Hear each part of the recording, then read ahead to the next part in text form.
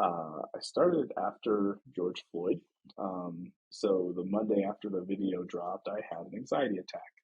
And I'm not one to have an anxiety attack. I'm pretty unflappable on a lot of stuff. And so there I am crying hysterically in the middle of the street. And I realized I was sort of battling being both black and blue. I say, as a law enforcement officer on the blue side, used force. I've wrestled subjects on the ground. I've pointed my gun at subjects and feared for my own life. But I've also on the black side been pulled over well over 20 times, handcuffed 3 times, handcuffs out on the curb. I have no criminal record. I went to an Ivy League school. I worked at Goldman Sachs, and I was an FBI agent. And so, having all of that in place, I said, well, how do I want to be part of this problem? Solving it without just being emotional.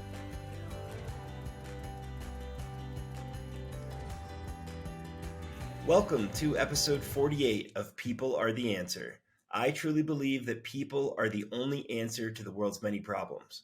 I'm Jeffrey M. Zucker, a serial entrepreneur here to learn how innovators are creating outsized, transformational social impact. Today's episode features Andre McGregor, founder of ForceMetrics. Andre has an engineering background and is a former FBI special agent turned tech entrepreneur, transforming the way law enforcement engages with the community by improving data infrastructure and streamlining insights to help everyone make better decisions faster. It's truly incredible to see the amount of impact ForceMetrics can have in emergency response efficiency and selection. Andre and I discuss his being the son of Jamaican immigrants, his journey to the Ivy League, FBI, and beyond, including time as an EMT and a firefighter. Here is Andre McGregor on People Are the Answer. Andre, thanks so much for joining me on People Are the Answer. Thank you for having me. It's an honor. Fortunately, having gotten to know you over various events and rides from the airport, I've been wanting to have you on the podcast for a while. I meet people that I'm like, man, I really need to share this person with the audience and get their message out there. And I love what you're doing with ForceMetrics. So I was excited to get you on. But obviously, I know you, but the listeners don't all know you. So start off by just telling us who you are, where you're based, and what your current role is. Yeah, so I'm from Denver, Colorado, a native. I left and was on the East Coast for many years, adulting, and then came back to Denver a little bit before COVID. And right now I run a startup, ForceMetrics. We do data analytics for local state police departments, and our idea is if we want to better the outcomes with policing, we need to better the inputs as well. And so providing clearer data so that our officers and dispatchers can make better decisions in the moment.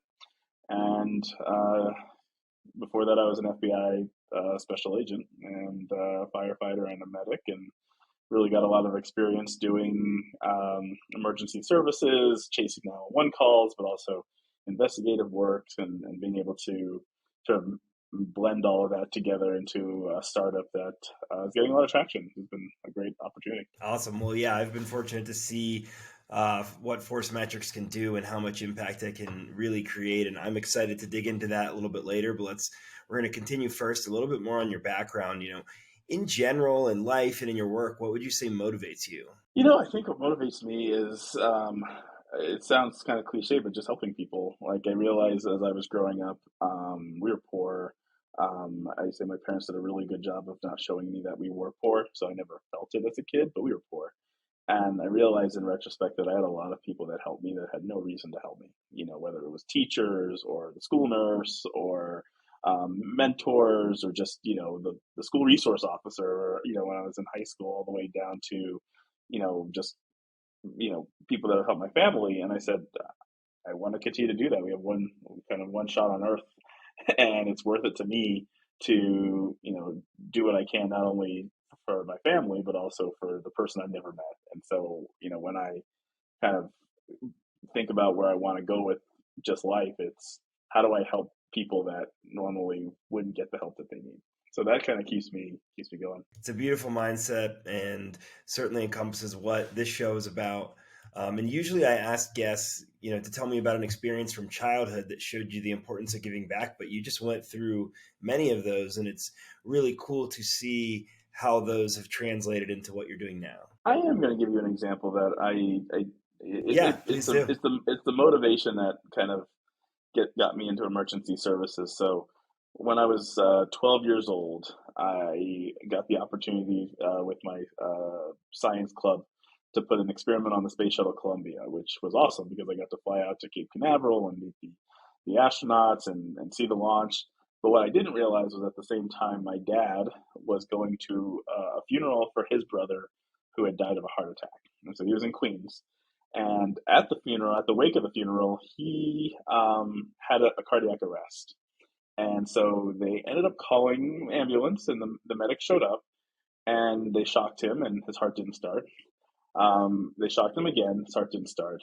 But the nurse, there was a nurse across the street who was just came over to watch, and she told the paramedic, she said, shock him again. And they're like, don't tell us how to do our job. And she's like, no, I'm a registered nurse. I'm above you. I am telling you to shock him again. Shock him again, his heart starting. Um, he was, in the hospital for 6 months. Didn't, get a chance to see him while he was there because we couldn't travel out there. We didn't have the money and a variety of stuff like that. But this random person who had no reason to ever intervene into a situation that did not involve her decided to do that and gave me my dad. And my dad is still alive at 81 years old. And so, when I take that story, I was like, I want to do the same for people. And that's sort of, the desire to, be an EMT, to then a firefighter and kind of keep going. But really that was the pivotal moment, was this random person who I never met before. And actually every year when I was in college and beyond, when I was in New York, I'd go thank her. It's just like, thank you for, Wow. doing something that you didn't need to do. So yeah, that's the thing that's kind of in my head. That's beautiful. It's incredible. And there aren't that many people that come on the show that can sort of pick that pivotal moment when they decided that, helping others was a really important thing to them. And to hear this is just, it's almost poetic. And, um, you know, I can imagine what that must be like. And to see how you dedicated your life sort of to that, responding to that act is really cool to see. No, no, I mean, I sort of think that that's what our emergency services people are doing, right? And irrespective of the news articles that are out there, it's you call this number that you never expect to call 911. It is the probably scariest moment of your life. I say the only good moment of calling 911 is when someone is actively giving birth. Outside of that, the majority of the time of calling 911 is a very bad moment for people. And this random person shows up and you hope they'll solve their problems. That's every day. That's millions of calls, around the country. So Yeah. And you mentioned being from Denver originally, grew up in Denver. I've lived here for a handful of years, but what was it like to grow up here? So, Jamaican background, and I say my parents ended up from Jamaica in the snowy Colorado over 40 years ago. There weren't really that many Jamaicans here. It's not really a destination point for Jamaicans. It's usually Florida and New York. But I got to grow up here, and um, it was a good experience because Denver at the time was about 1 million people in the metro area, and I think now it's over 2 million people. So, obviously the growth has been there, but I got the opportunity to, I as an inner city kid, as much as you can say there's an inner city in Denver, you can't sort of compare it to like LA or something like that. I had never really been to the mountains, and so again, like Jamaican parents, the mountains were not really a thing, and so I ended up joining a youth program at 13 years old, called Environmental Learning for Kids, and it was going to take sort of non-traditional you know kids into the natural world and teach them about camping and fishing and hunting, and I had no idea of any of this stuff. Next thing you know, I'm leading the program as a counselor. I'm teaching other people and other kids how to fish and hunt. I'm hunting myself, and taking my nephew camping, and I love being in the outdoors now as a result. But that's my Colorado experience. Is that I never thought that I would go into the mountains as a kid. I got kind of like I leaned into this program, and now I love being in mountains. It's really interesting to hear about those types of opportunities that are available. And your parents came from Jamaica, and you mentioned that often the destination is Florida, New York. What brought them to Denver? So my aunt and uncle ended up in Colorado. He was in the military, and they ended up coming out here just for opportunities at the time. And I always remember this story. I wasn't alive at this time, but my two brothers were in Queens.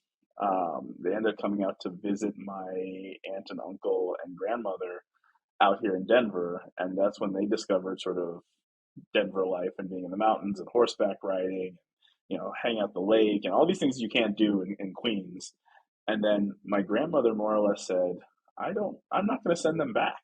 So if you want to, come out here to come grab them and live, and so my parents did that. And so they drove cross country and ended up Wow. moving one house away. So I lived on the same block as my aunt, uncle, and grandmother, one house away from each other. And that's how I grew up. That's awesome to be able to grow up close to family like that and to hear, that move that she made to get you guys over there. That was, it's really interesting to think of how things could have been different, I imagine. Yeah, I don't think, and having lived in New York, been an FBI agent in New York, I don't know if I would have wanted to grow up in New York in the 80s. So I'm glad that they came to Denver. So, grew up in Denver, and then was your first real departure to Brown University? Yeah, so I wanted to be a wildlife biologist and go to Colorado State University. And I had applied to a bunch of schools, and but I wanted to stay in state and stay close to home and my friends. But my brother, he was the first to go to college. He went to Brown as well, and he told me to apply to Brown. I got in, and I wasn't really sure how I would pay for the university. And I had worked for a lot of scholarships and was able to more or less pay for college, two times over with all the scholarships that I was able to get, which is great. But then I got a scholarship from the Daniels Fund, and it was the first year they were giving this out. Bill Daniels, the cable mogul, and it was a scholarship to go anywhere in the country for school. They were all expenses paid. Wow. And so my brother was like, "You should go to Brown, and you should study comp sci. And if it doesn't work out, you can always come back to Colorado State University, but at least go there and experience this." And I got there, and it was an amazing experience. I mean, Wow. I'm still in touch with 12 of my friends from my freshman dorm. We still hang out and still sort of vacation together, which is great.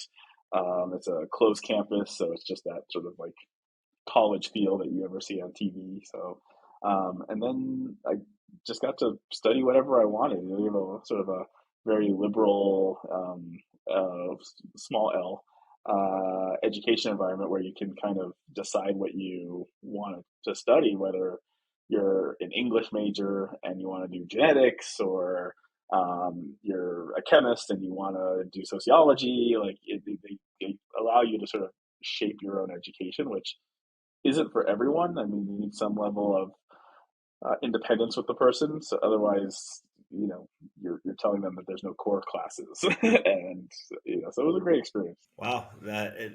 I love to hear about scholarships like that sort of change the trajectory for you, because it sounds like you didn't think you were going to be able to go and had this transformative experience. And now the world has you doing computer science and creating the impact that you're creating. So it's very exciting to hear. And like I said, we'll dig in more on ForceMetrics, but right, talk about going from Brown to then being in emergency services and working as an engineer.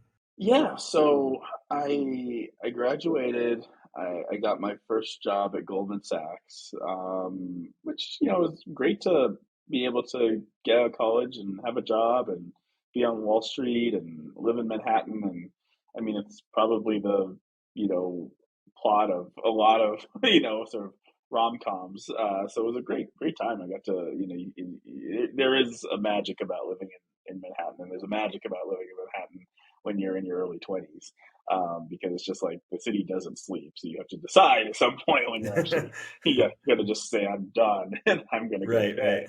right. Um, but, it was one of those where the city was a little bit too big for me. So I ended up retreating to central New Jersey, like East Brunswick, New Brunswick area where Rutgers University is.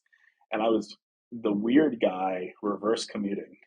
Most people do not reverse commute, and Right. sort of like, but I was sort of, wanting to have a little bit more of a suburban life. And so I saw a sign that said volunteers needed for the ambulance corps, the rescue squad within the town. I knew nobody in this town. All I knew was like I was getting bored, and so I put in my application, and they accepted me. And what I did not realize is that it is not easy to become a volunteer EMT because there's still a lot of requirements from the state that is the same requirements if you were a paid person. So now I need like I think it was probably 200 hours of training, which you're trying to balance with working, and so you're taking classes on the weekend, and these are like 10-hour classes on top of evenings, and learning how to sort of do that job. And then I started doing it, which was great. I just got a lot of experience sort of very fast on the reality of life. And what I mean by that is, going to car accidents where drunk driver hits someone and someone is ejected, and you're having to take care of crying family members and keeping people alive and a variety of stuff there. But on top of dealing with you know, teenagers that are going through, sort of suicidal ideations at 2 o'clock in the morning, and providing them support, and going to fire calls because there's a house on fire and you're providing EMS services. And so, as I started to do some of that, I got recruited by the fire department, and they're like, "Hey, like, why don't you join us?" It's like, okay.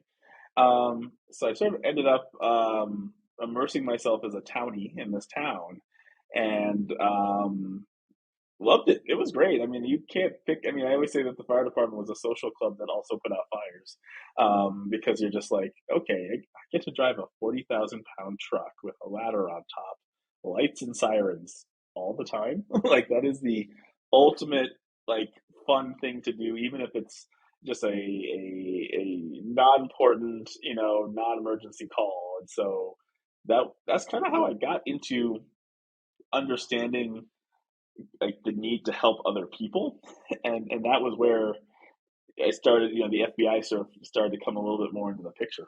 Got it.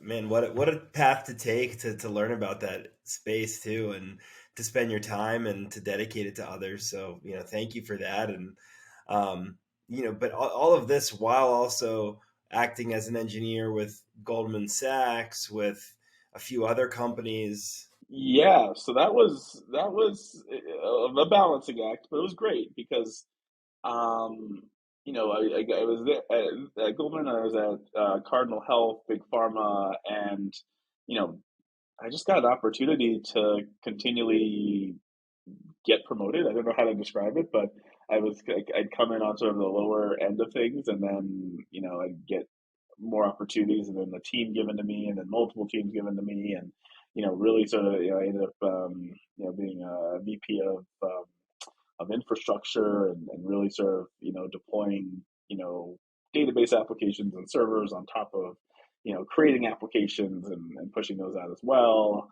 Um, didn't expect to be everything that up to this point. I had no expectation that this is what I would be doing with my life. Again, wanted to be a wildlife biologist, park ranger in Colorado, and now I'm doing all this stuff. So, great experience, I say, because everything was sort of a stepping stone to do more. And then the FBI came knocking, and the FBI came knocking. Well, as a brief aside, I need to know if you still have a passion for wildlife. Oh yeah, oh yeah, yeah. I mean, I'm more of a fauna than flora person, so I couldn't really pick out plants that well. But yeah, I do. I like wildlife. Well, glad to hear it. And then you were starting to go into it.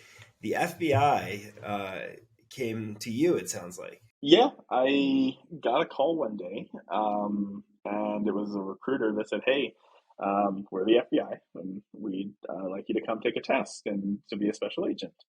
And I said, "No, I'm good." And they're like, "No, no, we're really the FBI." I'm like, "No, I get it. I'm really happy with the job that I currently have." And they're like, "Well, let me explain the job a little bit, and we'd really just like you to come take this test." So I was like, like, who gets this call? So not many people. So I'm gonna let me see how this is. So I ended up going to the Newark, New Jersey field office, and I took this test. And at the time, because I still say I'm 40 years old and still don't know what I want to be when I grow up. I'm constantly always like, what's sort of the next path? So I was actually studying the LSATs because I was like, oh, maybe I'll go to law school as well and sort of start combining more of this stuff together. So my brain was already focused on logic reasoning tests. And so I took this test, which was a day in the life of an FBI agent. And it was the first time I ever took a test that was fun. And I got to the end of it and I said, I passed, and kind of that like, oh God, I was hoping that I wouldn't, so that it wouldn't be a thing. But now, like, I know that like I passed, and so they, then invited me in for another test and the written test and an interview with some agents, and then I got invited to the physical fitness test where I failed. And I say I'm a computer engineer with soft hands, so I wasn't necessarily expecting the gruelingness of what they were expecting me to do. I think I actually puked on the track as well. Like it was just not a good experience for me. I can So imagine. I felt dejected, but then the A-type personality in me was like, "You're gonna pass this." So I then focused like, "All right, I have 30 days before I have to take the test again. Let me just get in the shape I need to," and I passed that test. And then I got to the polygraph, and 3.5 hours of the polygraph was absolutely awful, absolutely awful. But they made me an FBI agent and put me in Quantico, and I say I learned to take a punch and shoot a gun and arrest people, and then got assigned into Manhattan. Wow. Sounds like quite the journey to get there, and also just to see like you had this one hurdle that arose and you just conquered it and kept going.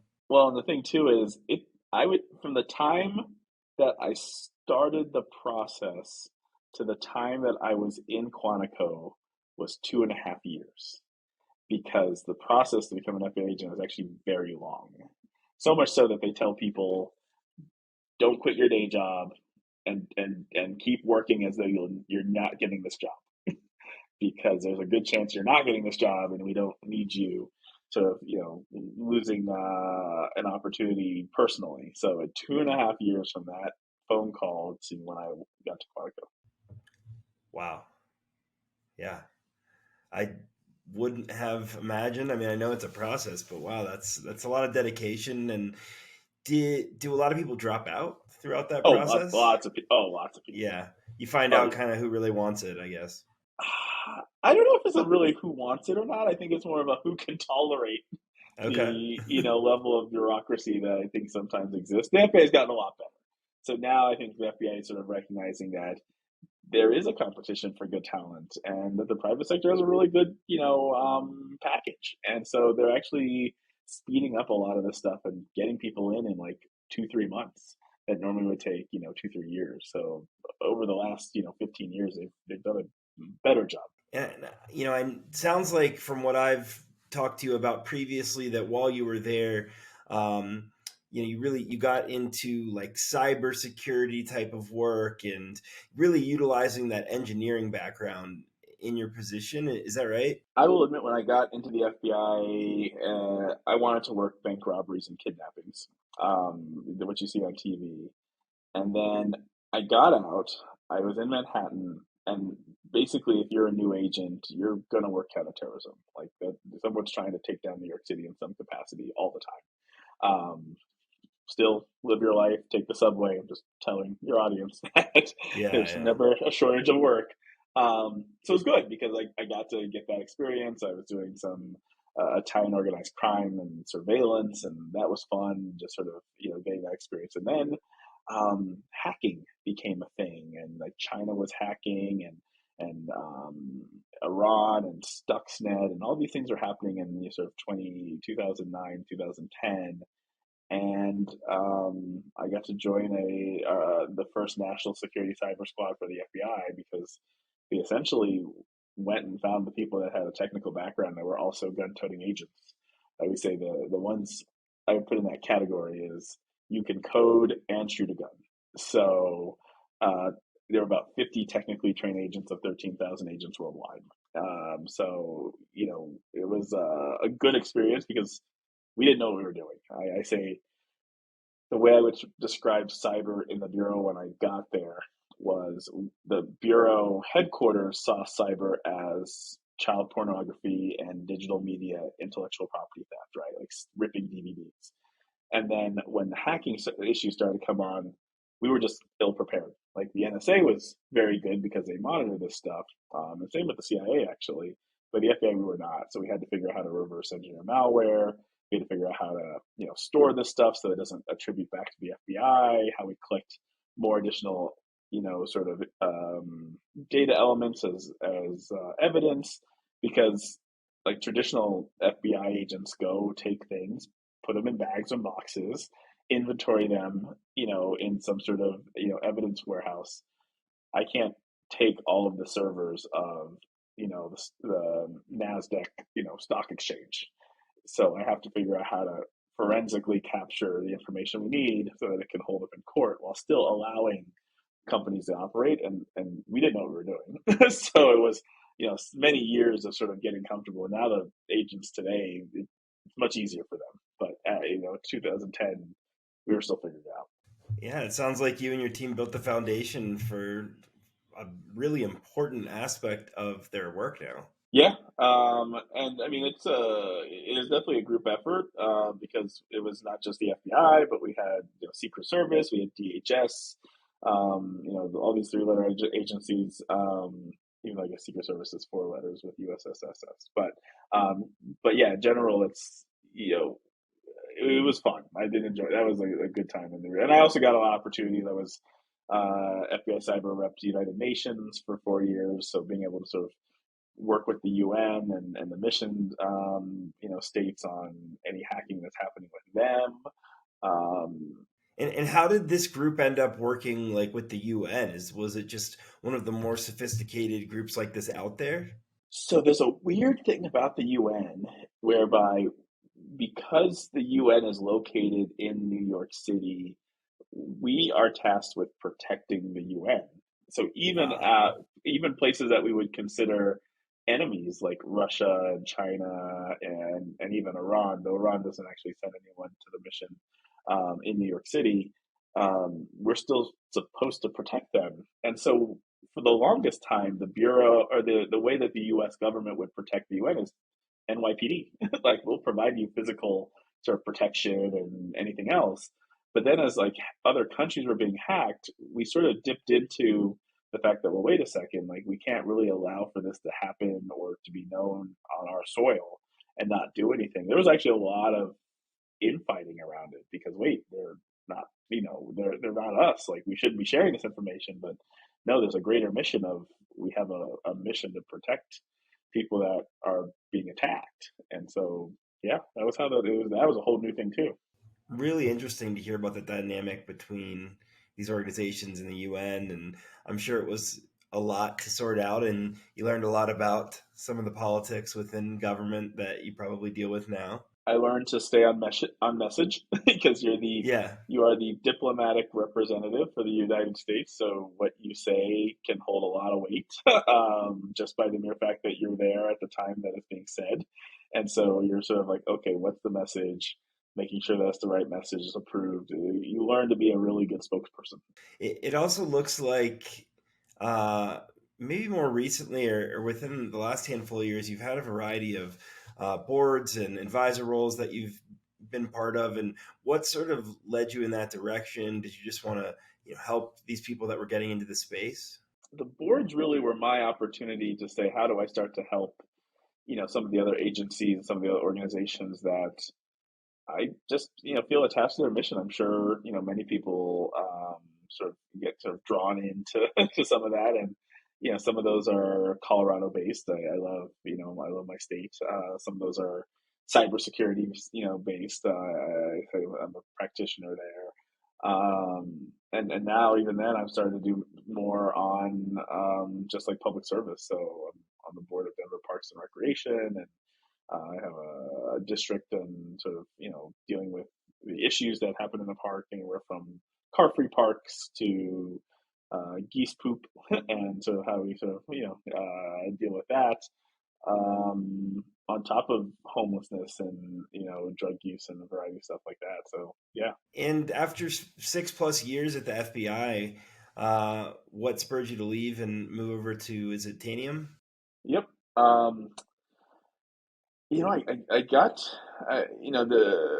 the FA was a it was a great experience, great time, and I definitely would go back. But wanted, I kind of felt like a firefighter going from fire to fire in my cyber agent role, and I wanted to be part of building sort of fire retardant material and sort of like get on the software side of things.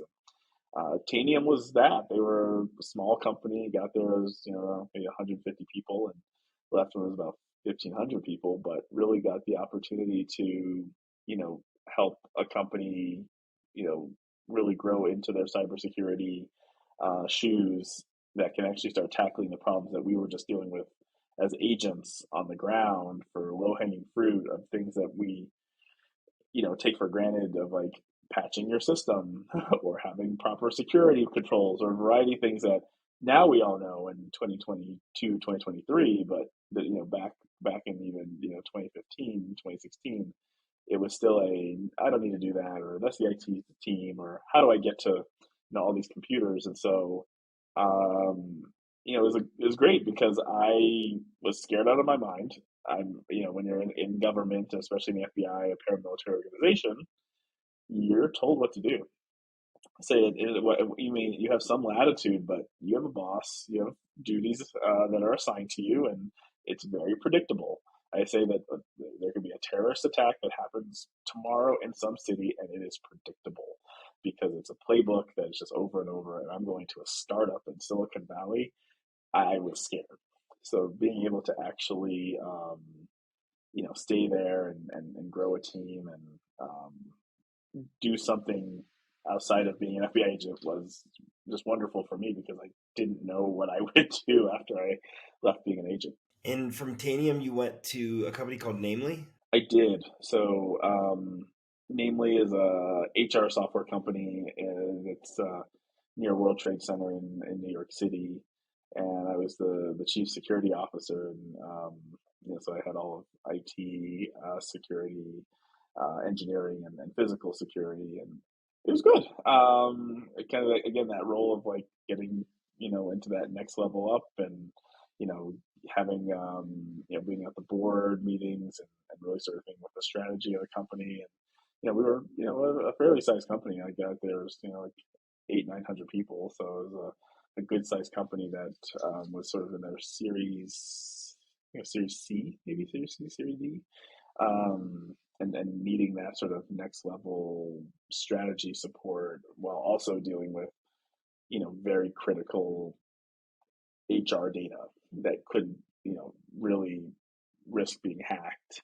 Um, yeah, so also got me back in New York City, so like no complaints there. Nice. And before we dig into ForceMetrics finally, what is Shift State Security, where you're a co-founder and board member? Yeah, so ShipState was really an opportunity where I said a lot of people would come to me and say, "Well, we don't have the money like a JP Morgan Chase or a Citigroup to have a security team, but we have security needs that just is more than antivirus. We don't know where to start, what to do." And so my best friend and co-founder, and a few things that I've done, Jason, we decided to say, how do we basically take the knowledge that we've learned in enterprise security software, the FBI, and apply it to think tanks. So think tanks that are focused on either pro democracy, pro Israel, organizations that are being attacked, daily by very scary adversaries. And so it's pretty niche because it's such a strong focus, but it's a need that is not ending. And so it was a good opportunity just to give these organizations that really are in danger of a bad outcome the same access to the security knowledge that they just would never be able to afford otherwise. If you're enjoying this episode, I would greatly appreciate if you could review, like, comment, or subscribe on your favorite platforms. Your engaged support goes a long way in helping the show grow and getting our impactful guests heard. Now back to the show.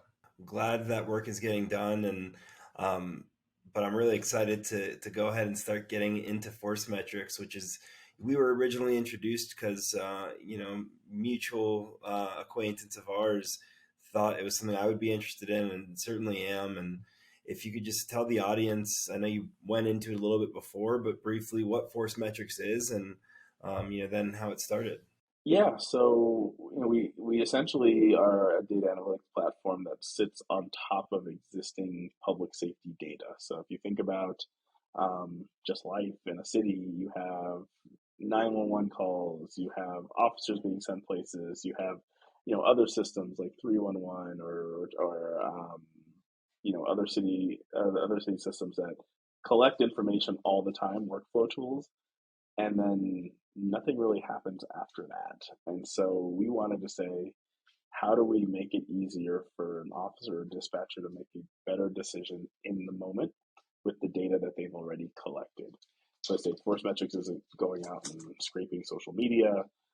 Other tools can go find needles and stack of needles. We're saying, someone else is, putting in information around an address or in a person into these systems as these 911 calls are coming in. How do we say, okay, if you're going to interact with an individual, you should already know that they're deaf or hearing impaired or have autism or dementia, so you make a better decision about their well-being. Or you're looking at a domestic violence victim or homelessness or a variety of stuff that helps you kind of meet them where they are. And so I started after George Floyd.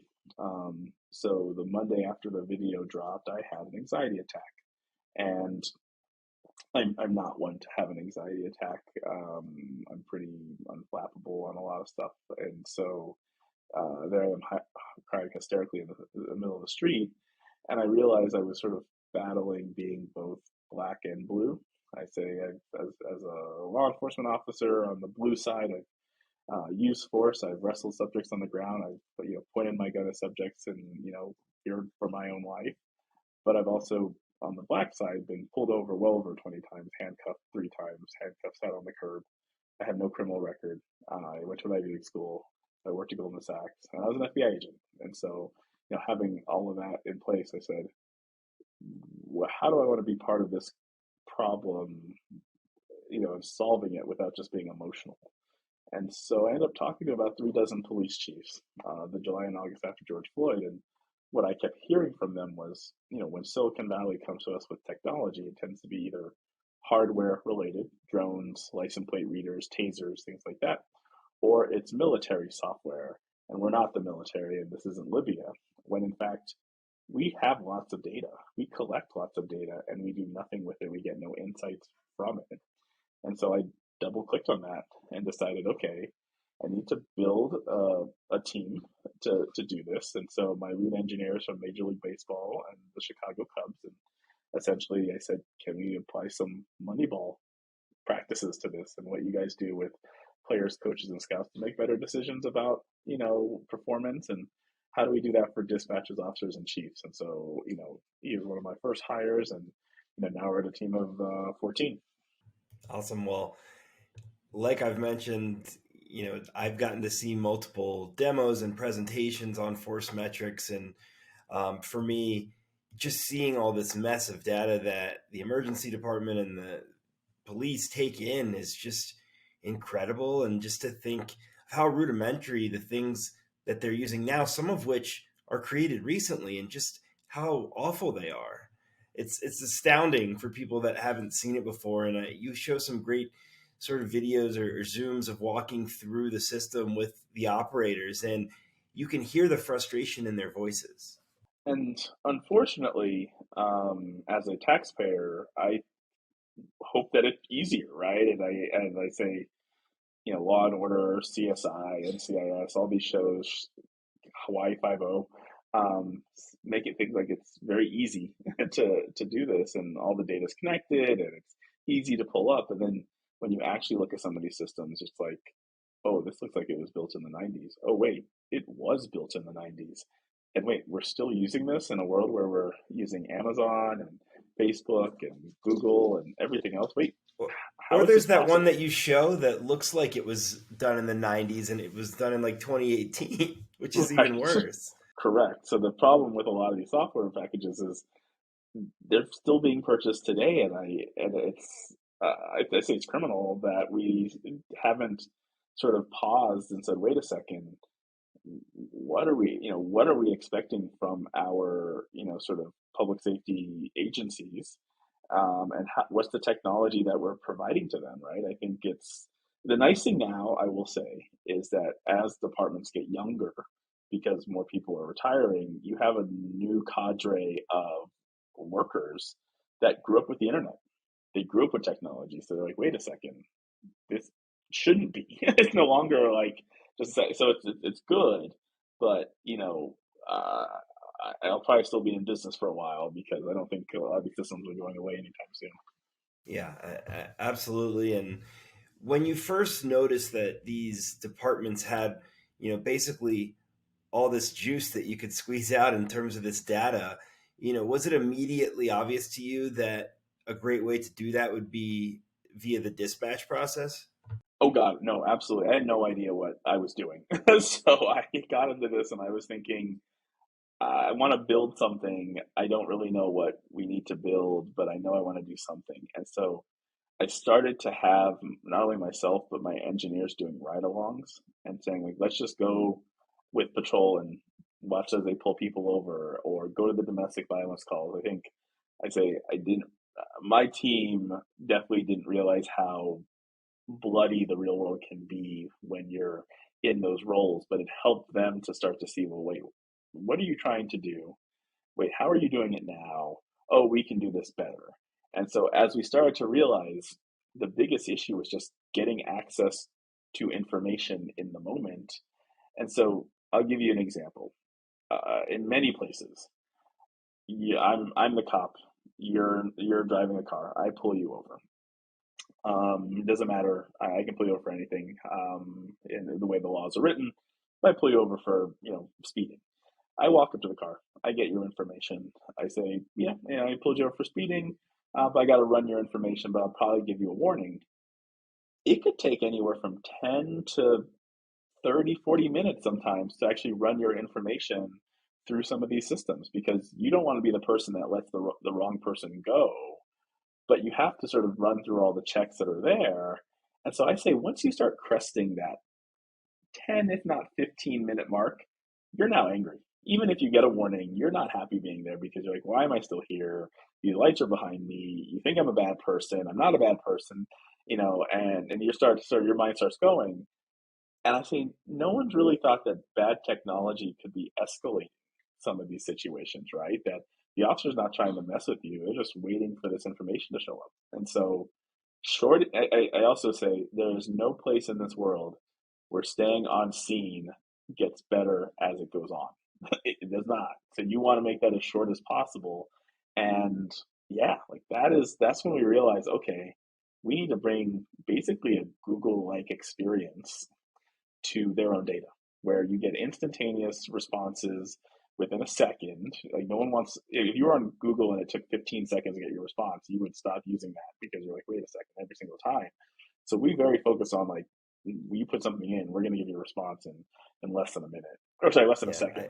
Yeah. I think your focus on usability is what makes it so effective in actually getting adoption, especially considering, like you mentioned, it emulates products that they work with already.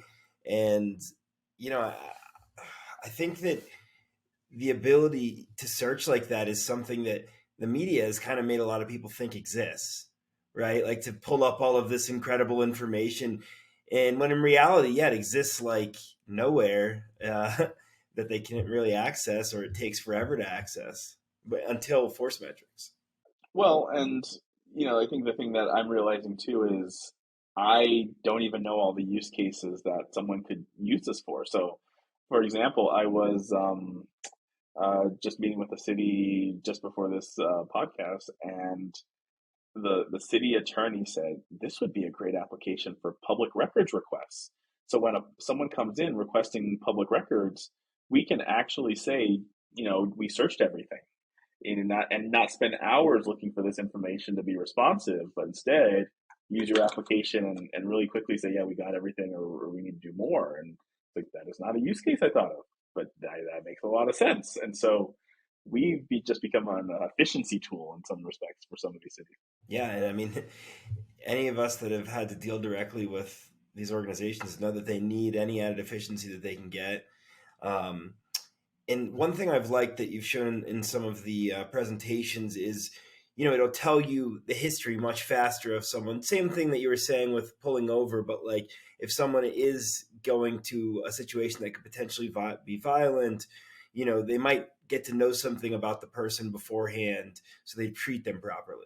Yeah, so the way I look at it is the more information, the better, but you can't overload them with information because then you get paralyzed. So for us, it's how do I tell a a positive story around the data that's there. And that could be anything from here are the social needs for that person so that you're again meeting them where they are, or hey, there might be some safety concerns. That person may be suicidal and you need to think about their own safety, or they may have some, prior, safety issues that you should be aware of so that you're not by yourself.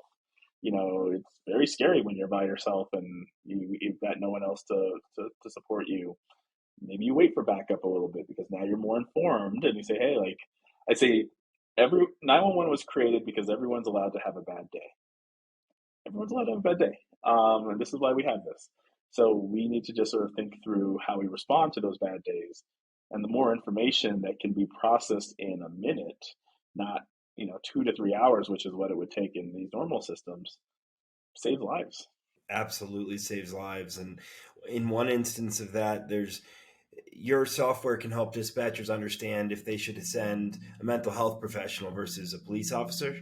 Yeah, and actually, in a couple of our cities, it's used part of their co-responder teams, and they're able to see immediately if there's prior mental health needs, and we actually flag it out of the system because oftentimes it's written down. It's written down either in the 911 call taker notes from the community member that's calling 911, or it's written by the police officer in the business record, which is that police report. A lot of situations around schizophrenia or hearing voices, or things that, hey, if that's a mental health concern, then get backup, get the co-responder, or at least be in a better frame of mind about to support that individual. And now you have a list of people to follow up on. You're not waiting for that officer to say, hey, reach back out to Andre because I had this call, it was a little weird. You might need a little, now it's like, no, here you go. Yesterday, here's all the mental health calls, irrespective of the call type, because like I would say the number one call type in any city is always going to be usually most cities is a disturbance, like something's happening and go figure it out. The third usually is like a welfare check where, hey, I haven't talked to Andre in 5 days. Can someone go check on him because he's not calling me back?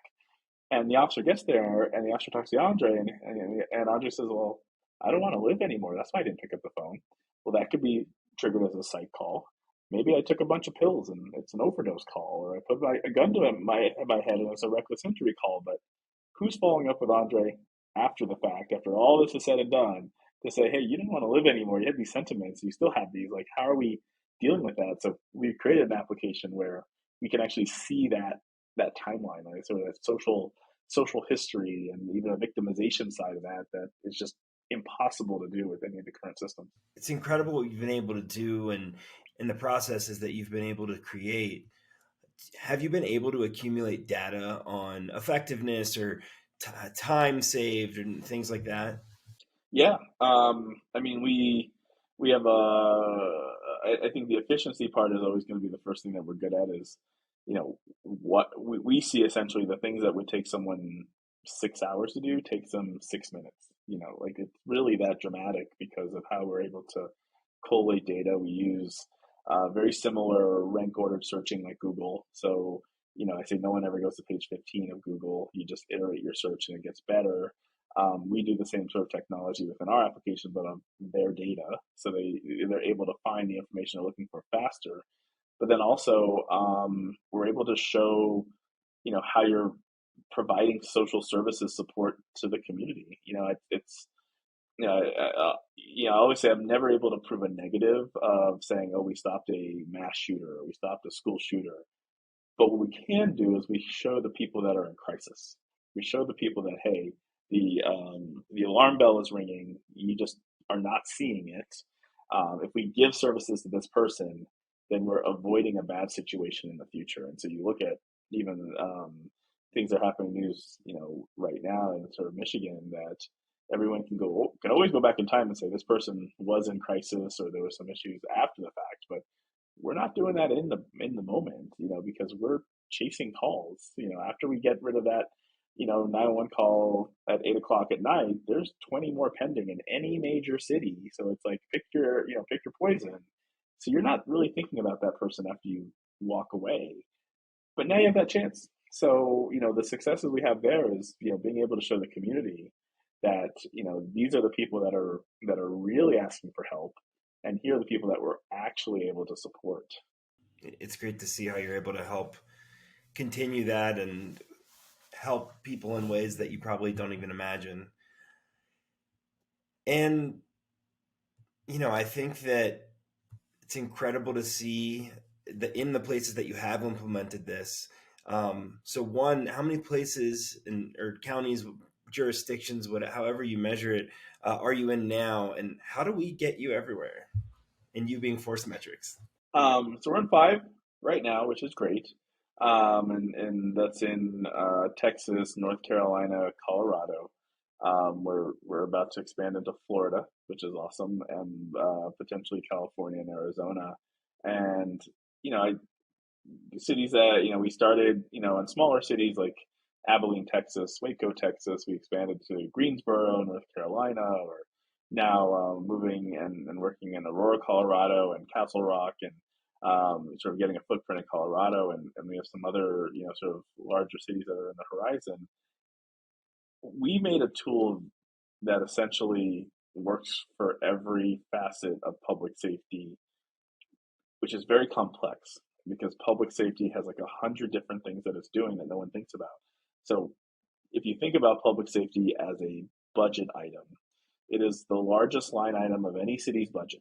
Anywhere from 40 to 70% of the city's budget will go to public safety because they're open 24 hours a day. They'll send someone if needed, and they're really good at call routing. So everything touches public safety all the time.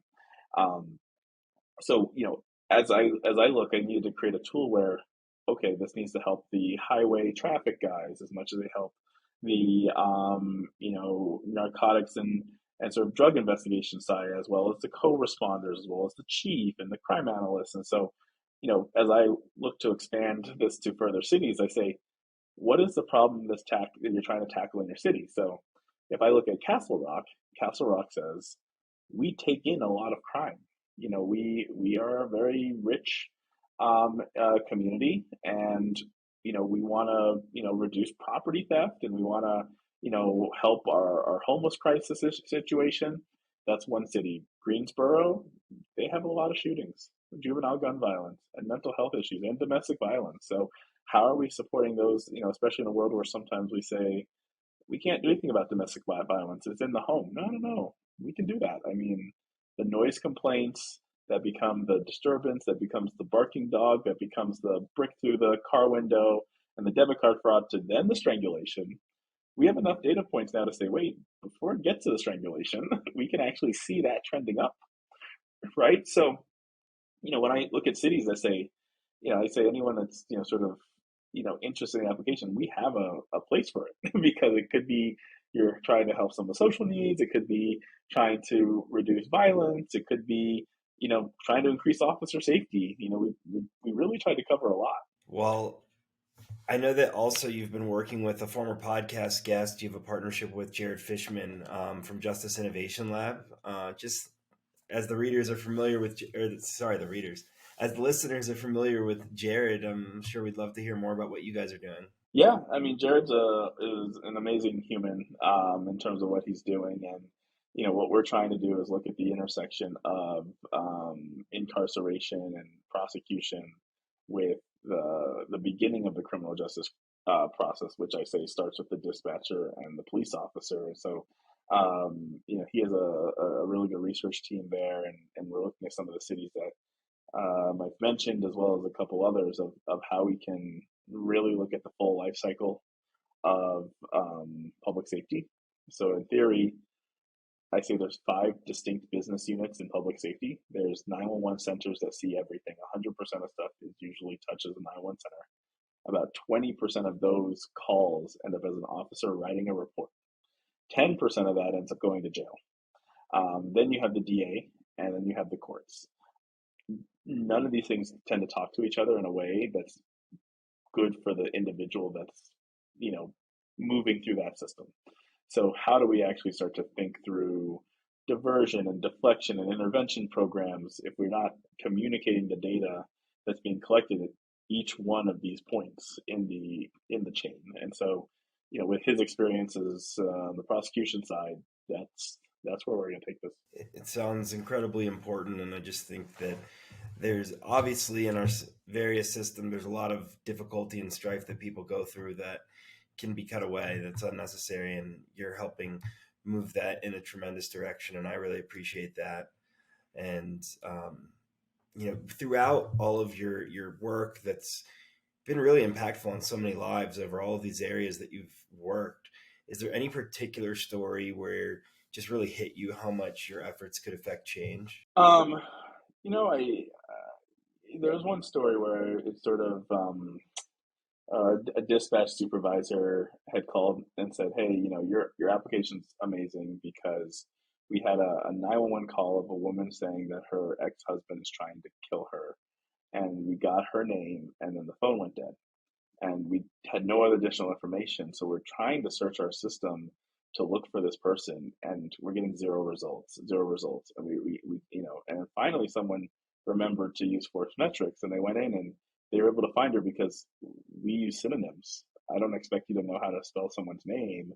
As long as it's phonetically can get close, I'll give you some possible matches like Google when it does the did you mean, and they were able to find her, and so because of the application. So, like I said, I kind of create an application where I want to show the person calling 911 that technology is actually helping you, even though you have no idea what it is, to have a better life, because we don't spend enough time focused on that.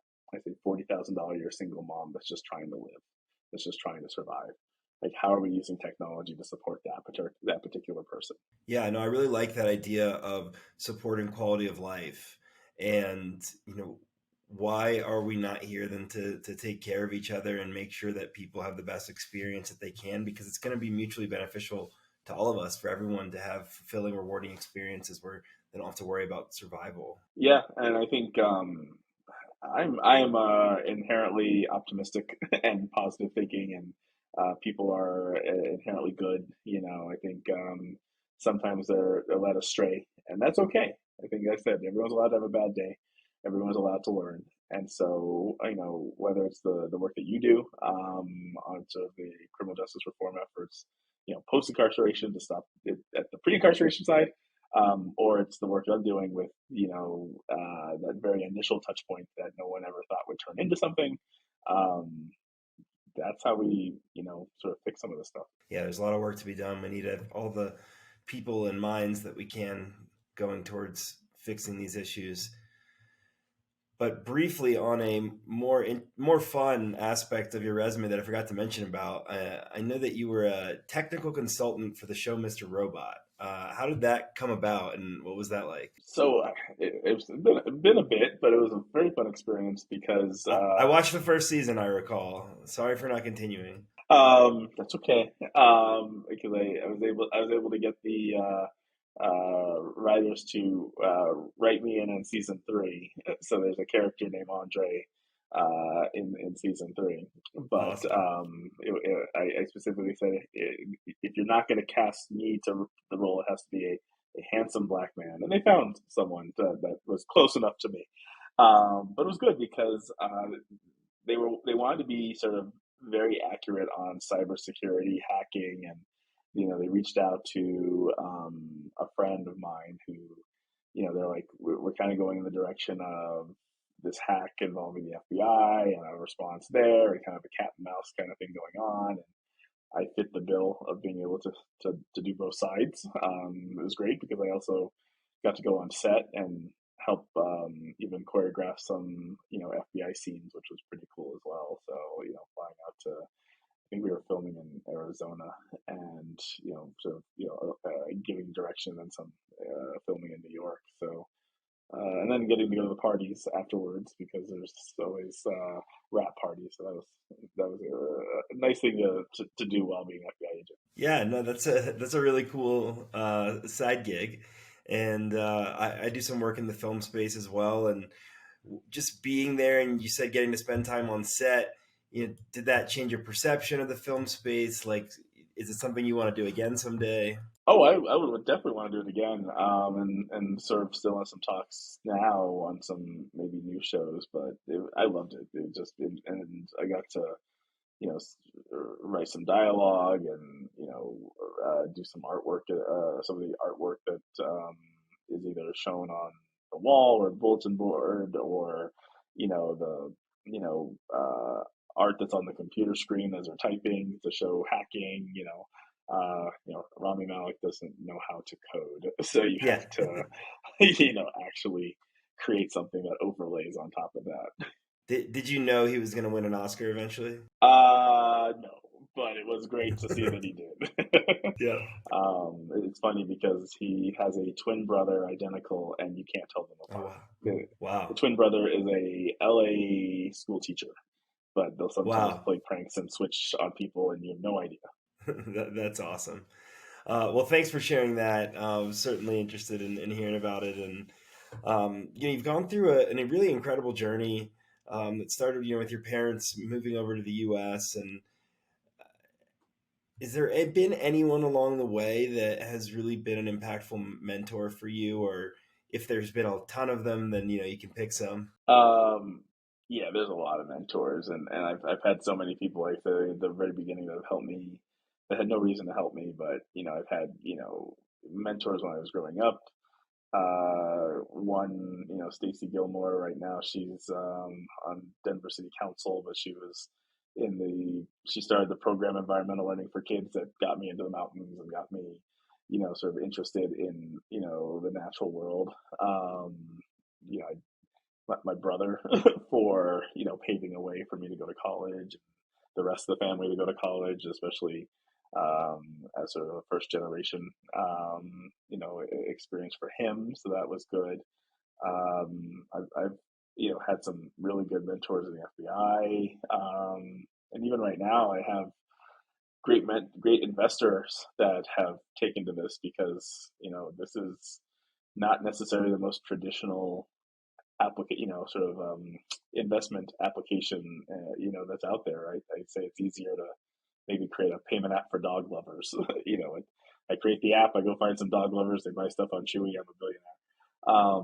When in fact I'm, solving a problem that people realize it needs to be solved, but they haven't necessarily, bought in 100%. So you're changing hearts and minds while also, rapidly, prototyping, and so all of my investors have been amazing mentors because there's not a lot of people that look like me in Silicon Valley as a software founder. So, it's nice to have the support of that community, seeing where this could go from a capital markets perspective. Yeah, it's great to see, and I hope to see ForceMetrics and honestly any solutions continue to grow within these much needed areas. And if you'd like, you can ask me a question at this point. I'm gonna ask the same question. If it all ends tomorrow, what are you most proud of? Okay, so you got the next one on me. Um, well, the thing is, I know what a lot of people say, and so a lot of people start with their family, and I'll just say that I love my family very much, and they're amazing.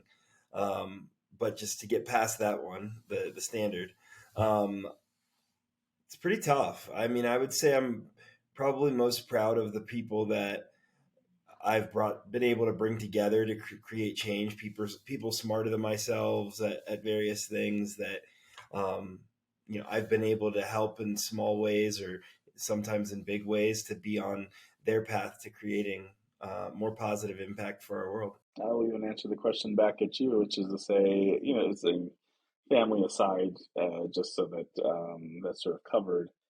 I don't know. I always look when I was in high school. My senior yearbook quote was from Martin Luther King: "Even if I knew the world would end tomorrow, I'd still plant my apple tree."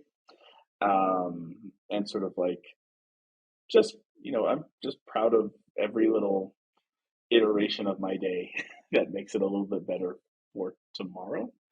And so I don't know what that like final widget is, but I know that I live life in a way that I say if I found out I had cancer and was dying in 6 months, I wouldn't say, "Oh my God, I spent it all focused on work and now I'm going to travel the world." And I want to say, "Hey, I grew up poor and didn't have a lot of opportunities, and I've now traveled to 45 countries. I've, experienced a lot of life's pleasures. I still have a lot more to do, but I had a pretty good run, right?" And so I'd say I'm just most proud of looking back at myself and saying that I didn't hold back. I Yeah, actually said, "Hey, like, why not be an FBI agent? Why yeah, not be a fire? I have no reason to do any of these things. I should have been very safe." And I decided I'm going to go into a burning building.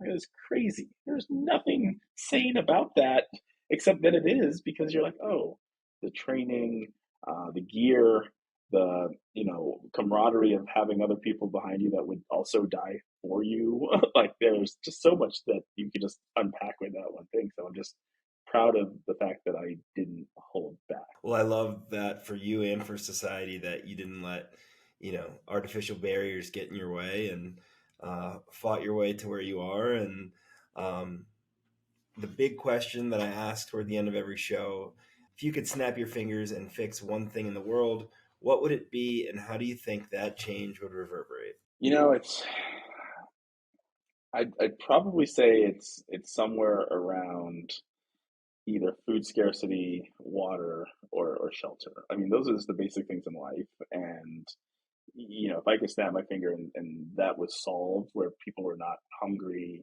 you know, drinking, deadly water or in the elements, you know, I mean, that is the problem. That is, the main issues when you even step outside of the United States. That whether it's Haiti or Namibia or I could name plenty other countries. That's the problem that we have to solve. Yeah, when I think about that, if we could solve the layer of life that is survival for so much more of the world, we would uncover so much brilliance that hasn't had the ability to get out because it's focused on survival. Right, exactly. And I think once you solve for that, then you can really think through anything. So it's like Yeah, if you're just thinking about basic survival, then you're already behind the curve. So if you yeah, solve for just basic survival, then we would cure cancer faster, right? Because you'd yeah. have more people that can focus their energy on such a complex problem. I agree wholeheartedly. And it's been inspiring listening to your story, getting to meet you over the last couple of years, and really glad that you came on to join me here on the show. I'm sure everybody watching and listening wants to know how they can support you, how they can help ForceMetrics scale. Um, I would just say if you're in a city or know of a city that could use technology like this to better the impact that the city is having on its people, whether it's the social problems, substance misuse, and mental health, and homeless, or it's the safety issues and gun violence and domestic violence and mass shootings, and there's just so much going on in our communities that if there's a city like that that I can be in to then show them what could be possible with just a little bit of technology, I'll fly there. I'll be there. So I wanna get this out to the masses, and I keep the price point low, if not free, for some of these cities, just because I remove the excuse. I give it to you and I give you that ability to now say, wait, does this actually have impact? And when it does, then everyone can grow. Well, this question doesn't always lead into another, but I do want to hear how you try to make it as inexpensive as possible and try to ease the transition option for the cities. Yeah, first off, it's actually not that expensive for me to deploy this. So we already have we optimize our spend on infrastructure so that it's not a lot of times with data it's a manual process and a lot of cleaning. No, we've put a lot of effort in making sure we automate a lot of that stuff. But the other part is there is a ridiculous amount of money in grant funding that exists for a lot of these cities that are just never thought of because they're so used to focus on hiring and physical things. But it's wait, if you're doing something with homeless population, that's potentially HUD, or you have American Rescue Plan Act and a variety of stuff that you're trying to provide to the larger county, or to spread resources. And again, you're not going to hire people. We don't. It's just a bad time to want to recruit for policing. So we show them that they can use this as a force multiplier that say, okay, you're not, I mean, sorry, Seattle, you have 200 and plus open police slots. You're never getting those back. And the chief is actually realizing, if you read online, he's actually realizing that. So how are we redistributing that so that we can be, more efficient? So that's how we do it. Awesome. It's really cool to see the efficiencies that you're building in and the response times that are increasing, etc. Well, I will definitely be continuing the conversation with you directly, and we're so thankful that you were able to join me on People Are the Answer, and I hope you have a great day. Thank you, Joe. Thanks for listening to this episode of People Are the Answer. If you enjoyed the episode, share it with friends, and reviews or subscriptions on your favorite platforms go a long way to help the show grow. I want to share these incredible people and their remarkable work with as many others as possible. Thanks for your support. For more, go to peoplearetheanswer.com.